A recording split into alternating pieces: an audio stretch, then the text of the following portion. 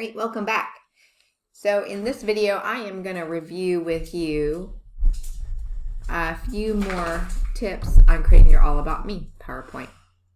Step 6 says that slide 3 should include your name, class period, and date. Hide this slide.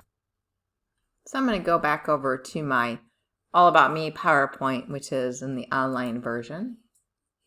And I'm going to find slide 3. Over on the left-hand side, we have our slide pane manager. So we've got slides 1, 2, and here's slide 3. I know that I've selected slide 3 by the bright orange line around the slides. So I need to include my name and my class period. So Mrs. Hagen, and I'm really all class periods. So I'm going to say 1st through 6th, so class period.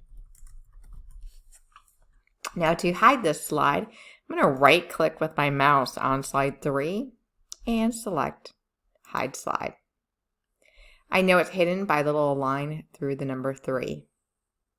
If I want to unhide it, I can right click and click Hide Slide again, and it actually unhides that slide.